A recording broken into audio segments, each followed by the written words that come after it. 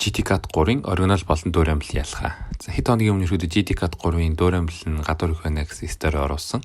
За үүн дээр хүмүүс ерөөдөө оригинал дөөр амлал нь яаж ялах вэ гэж хэд асуулт ирсэн. За ерөөдөө дөөр амлал бараг дөөр амлаа гэж зарж байгаа. Түүний мэдээд авч байгаа хүмүүс бол яг өөрсдийнх нь эрхийн асуудал. Гэхдээ түүнийг хөтэ мэдхгүй оригинал гэж бодоод авчих вэ гэсэн үднэс имжлэгийг өргөж байна. Дөөр амлал бараг ялахаар бол мэдээч хамгийн ихэнд бол үнэн мэдээч хямдхан байна. За хэтэрхий хямд ч юм уу.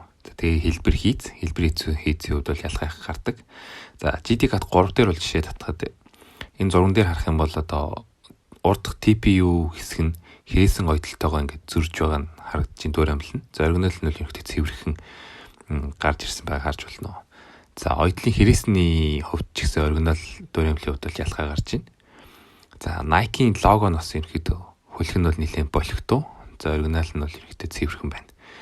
За хоёр дахь жишээн дээр авах юм бол энэ Jewel Lloyd гэдэг WNB-ийн тоглогчийн GTCAD 3 дээр гаргасан гэдэг. За үүн дээрс харахад ч гэсэн энэ TPU-гийн урд байрсан TPU болон энэ хэрэгсний хувьд зөрүүтэй байгааг харж болж байна. За мөн Ready Set Go гэсэн бичиг байх ёстой байтал одоо Zoom X гэсэн зүгээр бичиг байх жишээ нэ. За энэ smiley emoji-нуудын өнгөнүүд нь зүрсэн байх гэх мэтчлийн ихэдөө хэд ялгаанууд харагдаж байна.